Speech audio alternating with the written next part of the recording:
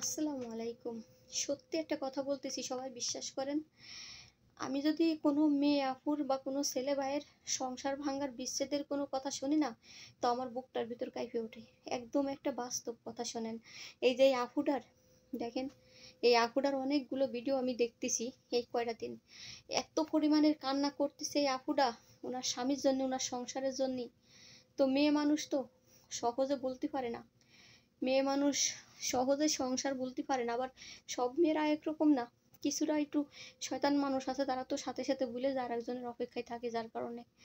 কিন্তু সব মেয়েরা সংসারের পাগল। কেউ চায় না যে আমার স্বামীর সংসার আমার নষ্ট হয়ে যাক বা আমার স্বামী আমাকে তালাক দিক। ওই মেয়েটা কান্না করতেছে, কি পরিমাণে কাঁদতেছে যে আমি এতটা ভালোবাসিছি আমার সংসার, আমার স্বামী, তো আমারে তালাক দিয়ে দিছে। আর বলেন, তালাক দিয়ে দিছে মনে করেন কিছু টাকাই দিয়ে দিল, তালাক দিয়ে দিল। টাকাই কি মানুষের জীবনে সব কিছু? টাকা তো মেয়ে মানুষও ইনকাম করতে পারে, ছেলে মানুষও ইনকাম করতে পারে। মূলত যে একটা সম্মান, একটা সম্মান নিয়ে থাকা, সেই সম্মানটা কি আর ফিরে পাবে বলেন?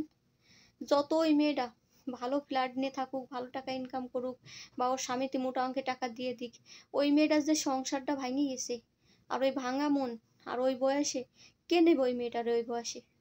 আর যদি ছেলে মেয়ে থাকে, তাদের দুর্গতি কি অবস্থা হবে বলেন? একজনের ছেলে মেয়ে আর একজন আইসে কখনো ভালোভাবে মানুষ করতে পারে না। একজনের ছেলে মেয়ে না আর একজন এসে ভালোভাবে মানুষ করতে পারে না, মানুষের মতো মানুষ করতে পারে না।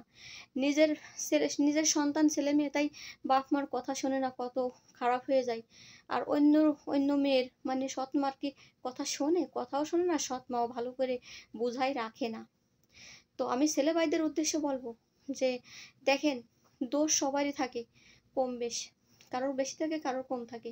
কিন্তু সংসার বিচ্ছেদ হওয়ার কথা কখনো ভাববেন না। সংসার বিচ্ছেদ হওয়ার পরে যে যন্ত্রণা, সেই যন্ত্রণা শুধু মেয়েদের না, সেই যন্ত্রণা ছেলেদের। সারাটা জীবন সেই যন্ত্রণা নিয়ে বয়ে চলতে হয়।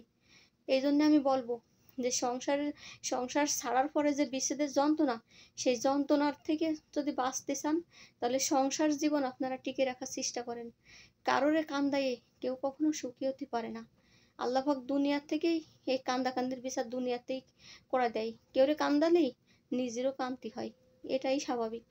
তো ভালো থাকবেন সবাই, সুস্থ থাকবেন। আল্লাহ হাফেজ। আমার ভিডিওর ভালো লাগলে একটা লাইক দিয়ে শেয়ার করে পাশে থাকবেন, কমেন্ট করবেন।